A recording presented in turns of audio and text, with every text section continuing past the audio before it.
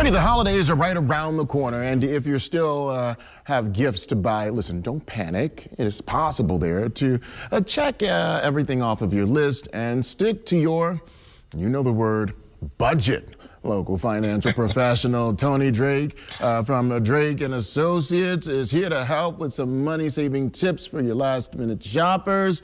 You know it's not my favorite word. I will say that, Tony. You know we've had this conversation, but why is it important for shoppers to stick to their budget?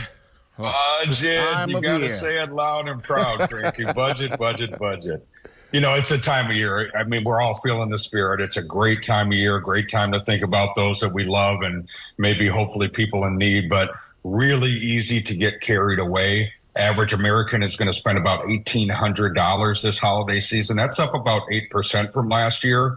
Problem is a lot of people are using their credit cards, sometimes in situations where they can't afford to pay it off. Americans have over 1 trillion, that's trillion with the T, in credit card debt. And a lot of my clients are retired. They're living on a fixed income. This is a time of year it's a little bit easy to overdo it, so you want to be careful.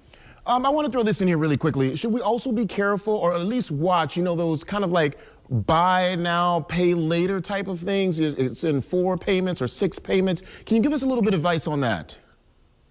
Yeah, some of those can be a great deal. Some of those offer you a 0% interest rate, but if you really read through the contract, which a lot of us don't, right? We just sign it, we don't read it. But if you read through that contract, the interest rate at the end of that time period can be really high, and almost always they're going to charge you interest back to the purchase date. So if you can be disciplined, you have room in the budget to pay it off in that 0% time frame, it can be a nice way to spread out a larger purchase.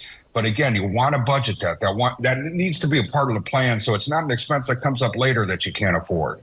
Now, how can we keep ourselves out of debt when shopping for gifts?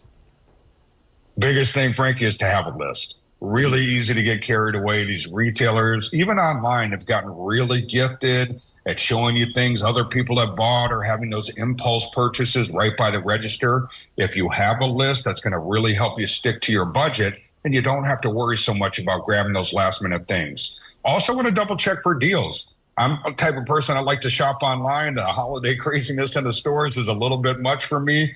Really easy to buy the first thing you see. Sometimes spending a little time digging around, you might find some deals. A lot of the retail stores will match pricing. So if you see a lower price advertised elsewhere, don't be afraid to ask for that match. And that could really add up that savings. And you want to avoid those last minute shipping fees. If you can get organized, plan ahead of time, you won't have to pay for next day air, 2-day air. A lot of companies will offer shipping, but it's the slower shipping that they offer for free. So you'll want to plan ahead of time. Some retailers you can shop online, and you can even swing by the store to pick it up to avoid that altogether. And big thing, Frankie, plan for next year. If you start right away in January, if you just put away $20 a week, you're going to have nearly $1,000 next December set aside for this more expensive season.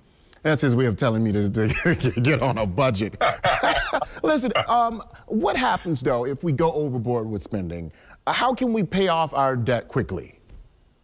Yeah, it's really easy to do. And if you have some credit card debt, you know, I don't want folks to feel bad. It's just really important to come up with a plan to try to start to work out of that. Really a couple of methods to do that. First one is called the snowball method.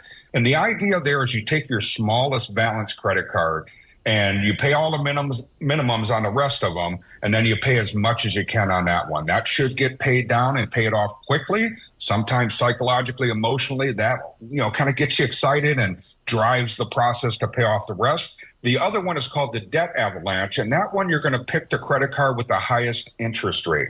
And you're going to pay the minimums on the rest and start to get that one paid down. That'll save you money and interest. Doesn't matter which method you pick, as long as you're working towards getting those paid down. That can be a real burden in retirement. On top of all the other bills, you're not getting income from work anymore. If you have those extra credit card bills, it can be a burden on your monthly budget. All righty, Tony, we appreciate you. Thank you as always. Great information. Happy holidays, my friend. Same to you, my friend.